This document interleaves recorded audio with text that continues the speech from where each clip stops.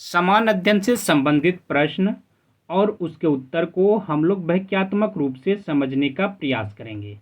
किसने 1857 के विद्रोह को एक षड्यंत्र की संज्ञा दी थी? तो वह था sir James Outram and W Taylor.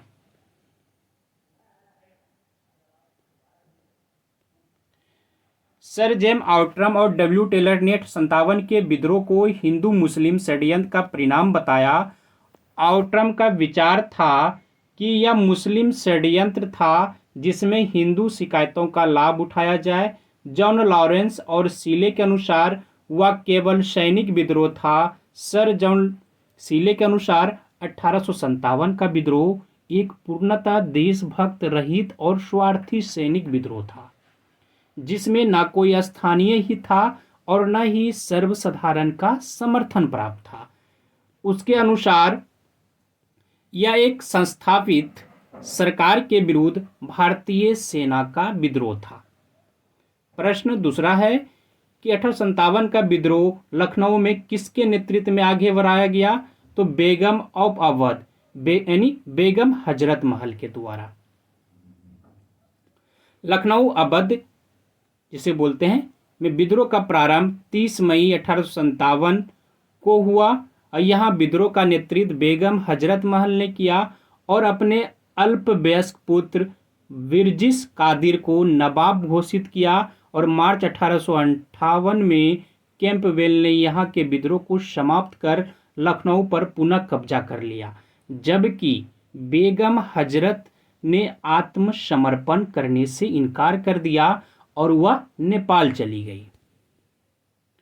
प्रश्न है कि 1855 ईस्वी में संथालों ने किस अंग्रेज कमांडर को हराया था?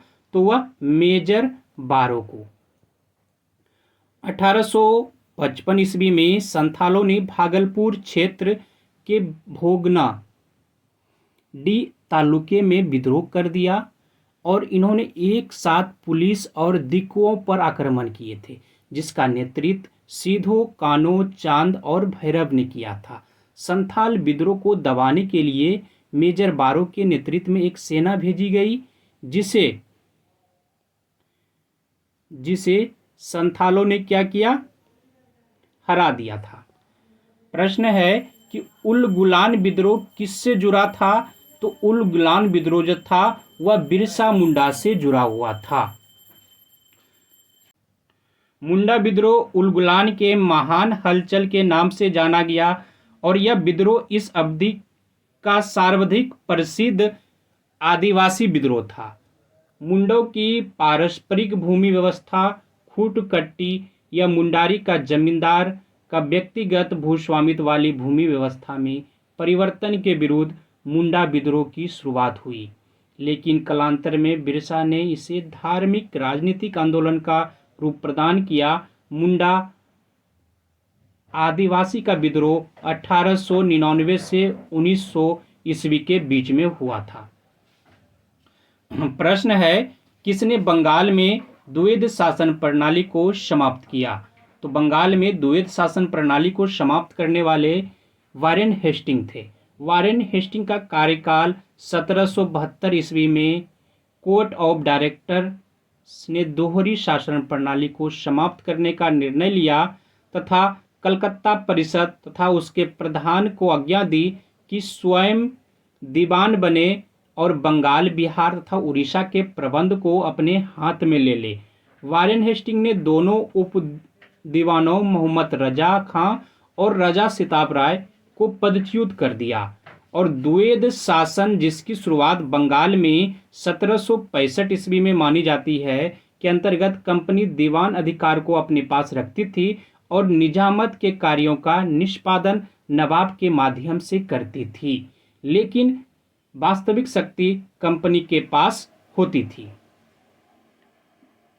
प्रश्न है कि एक गैर सदस्य के रूप में सांसद के किसी एक सदन की कार्यवाही में भाग कौन ले सकता है? तो वह महान्यायवादी ले सकता है। महान्यायवादी की नियुक्ति राष्ट्रपति के द्वारा किया जाता है। महान्यायवादी बनने के लिए वही योग्यता होनी चाहिए जो सर्वोच्च न्यायालय के न्यायाधीश के लिए आवश्यक है। भारत का महान्यायवादी संसद का सदस्य नहीं होता है, परंतु वह किसी भी सदनों की किसी संयुक्त बैठक में और सांसद के किसी समिति में बोल सकता है, भाग ले सकता है, किंतु अपना मत नहीं दे सकता है। कौन से अनुच्छेद के तहत? अनुच्छेद 88 के तहत। महान्यायवादी के राष्ट्रपति के प्रसाद पर्यंत अपना पद धारण करता है, अनुच्छेद 76 के 4 के तहत, और अतः राष्ट्रपति को उसे पदच्युत करने का अधिकार है। प्रश्न है कि राज्य सरकार का कार्यकारी अध्यक्ष या संवैधानिक प्रमुख कौन होता है? तो वह राज्यपाल होता है। संविधान के अनुच्छेद 154(1) के अनुसार राज्य की कार्यपालिका शक्ति राज्यपाल में निहित होगी, जिसका प्रयोग वह इस संविधान के अनुसार स्वयं या अपने अधीनस्थ अधिकारियों के द्वारा करेगा। प्रश्न है कि भूमि सुधार किस सूची का विषय है? तो भूमि सुधार जो है वह राज्य सूची का विषय है। प्रश्न है कि भारतीय संविधान में किस अनुच्छेद के अंतर्गत नागरिकों को मौलिक अधिकार प्रदान किए गए हैं? तो अनुच्छेद 12 से 35 तक। भारतीय संविधान के भाग 3 में अनुच्छेद 12 से 35 तक मौलिक अधिकार का वर्णन किया गया है। वर्तमान में कुल 6 मौलिक अधिकार प्रदान किए गए हैं। प्रश्न है कि भारत का कार्यपालिका अध्यक्ष कौन होता है? तो वह राष्ट्रपति होता है। अनुच्छेद 53(1) के अनुसार संघ की कार्यपालिका शक्ति राष्ट्रपति में निहित होगी, जिसका प्रयोग वह संविधान के अनुसार स्वयं या अपने अधीनस्थ अधिकारियों के द्वारा करेगा। इस प्रकार भारतीय संघ का कार्यपालिका अध्यक्ष राष्ट्रपति होता है। प्रश्न है कि मायोग्लोबिन में कौन सी धातु होती है? तो वह लोहा होती है। मायोग्लोबिन लोहा और ऑक्सीजन युक्त प्रोटीन है जो सभी स्तनधारियों की मांसपेशियों में पाया जाता है, जबकि हीमोग्लोबिन रक्त में लाल रक्त कणिकाएं पाया जाता है। प्रश्न है कि किसकी कमी से मधुमेह होता है? तो वह इंसुलिन की कमी से मधुमेह होता है। इंसुलिन की कमी से मनुष्य को मधुमेह होता है। इंसुलिन का मुख्य मार्ग कार्य है रुधिर में ग्लूकोज का नियंत्रण करना। इसकी कमी से रक्त में ग्लूकोज का नियंत्रण नहीं हो पाता है। प्रश्न है कि क्लोरोफिल में कौन सा धातु आयन पाया जाता है? तो वह मैग्नीशियम पाया जाता है। क्लोरोफिल में मैग्नीशियम आयन पाया जाता है।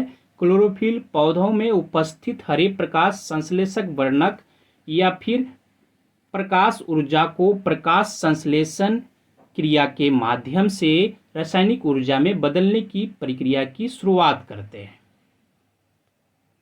धन्यवाद आप सभी को। जय हिंद। वीडियो अच्छा लगे तो लाइक कर दीजिए। जो लोग अभी तक हमारे चैनल को सब्सक्राइब नहीं किए कृपया आप सब्सक्राइब कर लीजिए और इसे अपने दोस्तों में शेयर अवश्य किया कीजिए।